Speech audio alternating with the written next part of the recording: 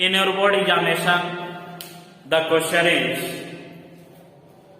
write the laboratory method of acetaldehyde, and also you write the two chemical property uses and what are the chemical test of acetaldehyde.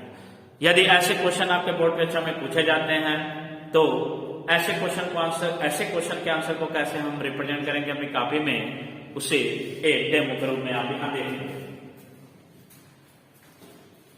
This is first lab method. In the lab, acetaldehyde is prepared by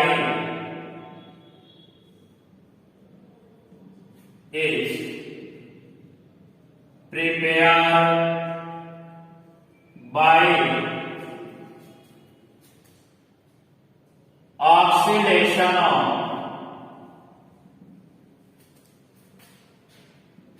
ethyl alcohol in the presence of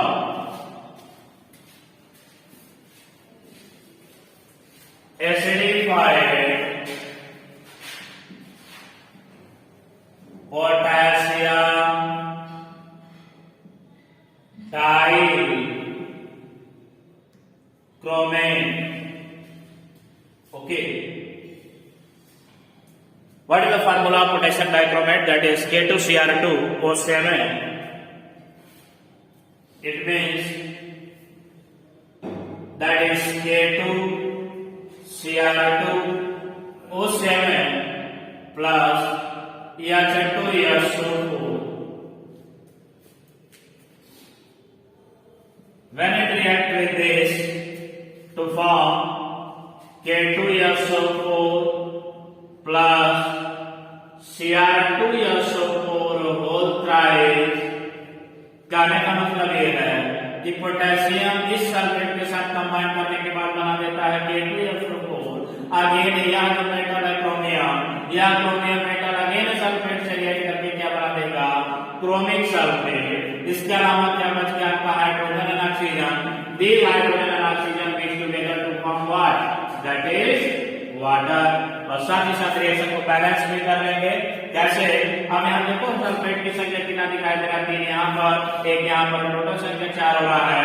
H2SO4 की संख्या ले लो 4, साथ ही साथ hydrogen की संख्या दिखाई दे रहा है 8, तो यहाँ कर लो 4. तो यहाँ देखोगे नॉर्मली इस रिएक्शन में जो ऑक्सीजन की संख्या घट रही है, कितना घट रहा है, वही 3 ऑक्सीजन नेसेंट ऑक्सीजन के रूप में दिखाई देता है. कहने का मतलब यह है कि यह जो पोटेशियम डाइक्रोमेट है, अगर हम ऐसे भी सॉल्यूशन मिलाकर इसका रिएक्शन लगाए तो यह potassium dichromate nascent oxygen produce करता है. ओके. अब वही नेसेंट ऑक्सीजन जो बना है रिएक्शन में, वह एसिटाल्डिहाइड बनाने के लिए इस ethanol molecule that is CH3CH2OH को क्या कर देता है, ऑक्सीडाइज कर देता है. That is CH3CHO. तब यहाँ देखेंगे number of hydrogen atom that is 6 and here equal to 4. It means the 2 hydrogen atom evolve और eliminated in the form of water. Okay. तो यह रिएक्शन जो आप देख रहे हैं सेकंड वाला, जो सेकंड वाले रिएक्शन में ऑक्सीजन ने क्या किया, इस अल्कोहल मॉलिक्यूल को ऑक्सीडाइज कर दिया किसमें, एसिटाल्डिहाइड में. और साथ ही साथ आप देख रहे होंगे कि इसके बिना ये रिएक्शन पॉसिबल नहीं है, इसलिए दोनों रिएक्शन को हमें क्या करना पड़ेगा, ऐड करना पड़ेगा. ओके. और ऐड करने के पीछे कॉन्सेप्ट यह है कि दोनों ही रिएक्शन को आप क्या करेंगे, ऐड करने के लिए जो नेसेंट ऑक्सीजन की संख्या है, दोनों ही नेसेंट ऑक्सीजन की संख्या को क्या करना होता है, इक्वेट करना होता है. So that equation number 2 is multiplied by 3. Then nascent oxygen get equal and after equal then add both equation. The first that is CH3CH2OH का कितना molecule, 3 molecule plus K2Cr2O7 that is potassium dichromate, and in which medium, that is acidic medium, that is 4H2SO4. Okay. और यह जो nascent oxygen है, nascent oxygen दोनों side में cut गया और फाइनली यहाँ बना C2 तो CH3CH2 OH get converted into CH3CHO plus K2SO4 यह जो CH3CHO की संख्या कितना मिला 3 मिला एंड साथ ही साथ K2SO4 plus Cr2SO4 whole thrice plus 4 molecule of water ऊपर है 3 मॉलिक्यूल ऑफ वाटर नीचे है टोटल हो गया 7 मॉलिक्यूल ऑफ H2O और नेसेंट ऑक्सीजन कैंसिल आउट है तो आप देख पा रहे हैं this is the complete reaction of oxidation of ethyl alcohol in presence of acidified potassium dichromate क्या यह रिएक्शन अकेले इस स्टेप में आप लर्न कर पाएंगे समझ पाएंगे तो ऐसे कंडीशन में रिएक्शन को अगर हमें लिखना है तो रिएक्शन को दो पार्ट में लिखने के बाद आप रिएक्शन को आसानी तरीके से क्या कर लेंगे लिख लेंगे तो फाइनल जो हमने देखा कि लैब मेथड में एसिटाल्डिहाइड बनाने का जो मेन प्रिंसिपल है कि प्रिंसिपल क्या प्रिंसिपल मतलब रिएक्शन तो रिएक्शन जो इस्तेमाल हो रहा है वो क्या है कि यह इथेनॉल कन्वर्ट टू एसिटाल्डिहाइड में in presence of oxidizing agent कौन सा पोटेशियम डाइक्रोमेट तो मैंने यहाँ पर नाम लिख देना है क्या हो गया this is ethyl alcohol this is potassium dichromate और H2SO4 को आप जानते हैं साथ ही साथ जो बना उसका नाम है एसिटाल्डिहाइड और जो साथ में इन्वॉल्व हुआ है निकल गया साल्ट के रूप में that is potassium sulphate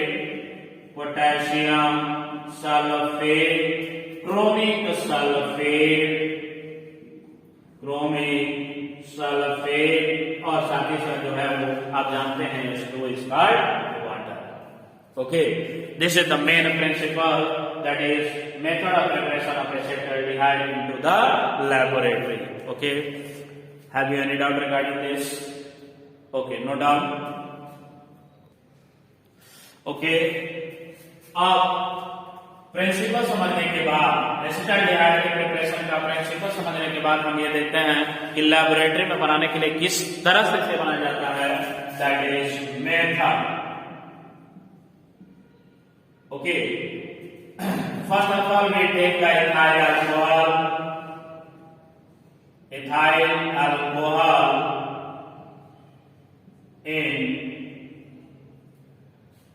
ethyl alcohol and potassium dichromate both potassium dichromate in round bottom flask and concentrated H2SO4 is added into RBF round bottom flask by using Thales tube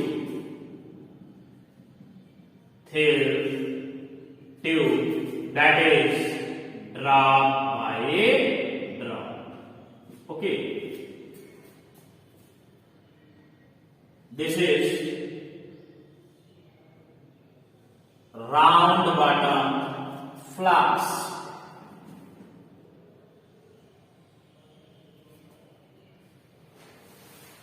इस operators को हम बोलते हैं round bottom flask और इसी round bottom flask में first of all you place the ethyl alcohol पहले क्या लेंगे आप ethyl alcohol and the formula of ethyl alcohol that is C2H5OH plus potassium dichromate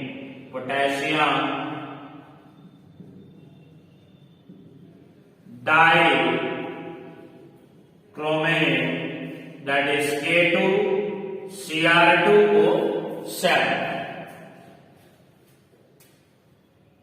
and with the help of Thales tube this is Thales tube with help of Thales tube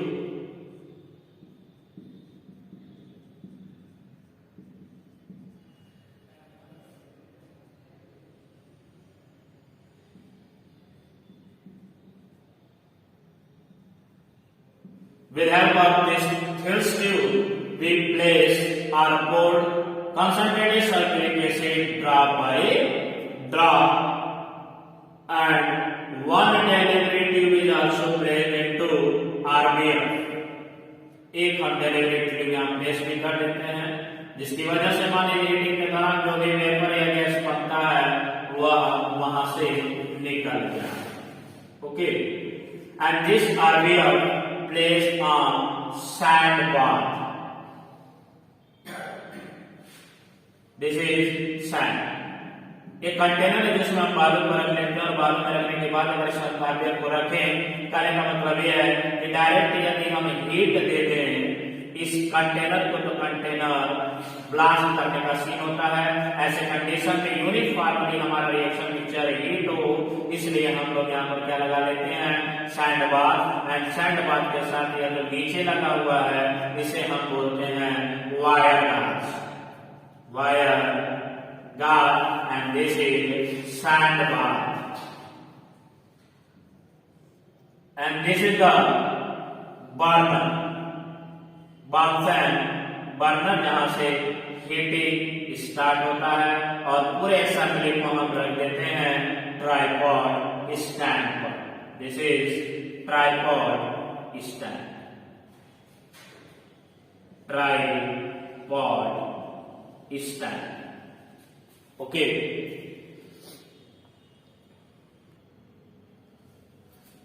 this is tripod stand. And this RBF also connect with the stand.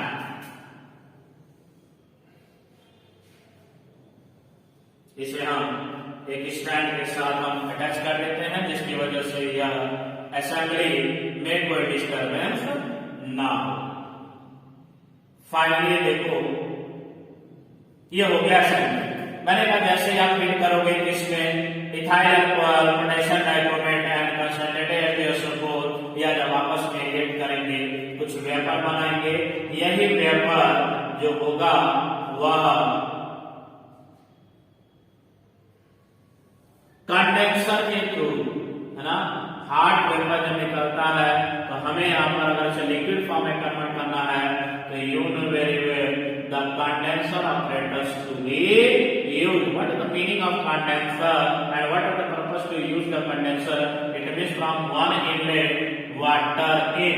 एक side से आप water अंदर ले जाते हैं और दूसरे side से यही वाटर क्या होता है, बाहर निकलता है. That is water out. कहने का मतलब ये कि यहाँ से जो वेपर आ रहा है, जो भाप आ रहा है, या वाटर भी ग्लास के अंदर है, लेकिन यह बाहर की तरफ जो है, या बाहर की तरफ जो ठंडा पानी है इस हॉट वेपर को क्या कर देगा, कंडेंस कर रहा है. और कंडेंस करने के बाद यह इसे लिक्विफाई कर रहा है.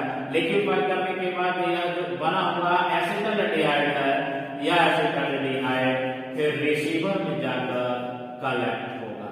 ओके, अब यह रिसीवर कुछ ऐसे यहाँ पर मान लीजिए, this is the receiver and this is like a conical flask. यह जो बना है इस तरह के ऑपरेटर्स को नॉर्मली कहा जाता है कोनिकल फ्लास्क. ओके,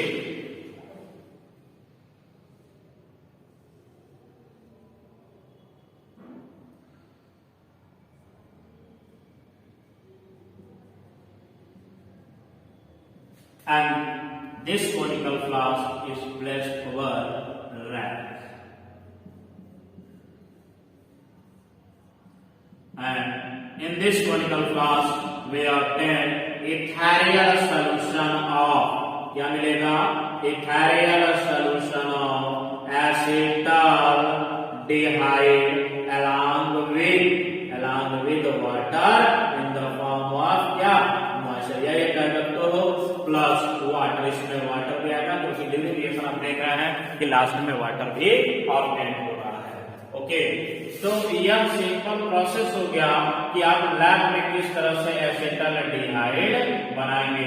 यदि एग्जाम में क्वेश्चन पूछा जाता है what are the method for the preparation of acetaldehyde, तो you show the diagram. Okay, अब तो ये हो गया हमारा RBF है. This is the condenser. इसको क्या बोलते हैं, कंडेंसर, और यह हो गया आपका this is receiver and receiver is the conical flask. Okay, any doubt? अब इतना मान लो अगर लिखते हो कि प्रिंसिपल क्या है, प्रिंसिपल के बाद मतलब मेंशन करना होता है कि what are the method for the preparation of acetaldehyde. Okay, note करेंगे।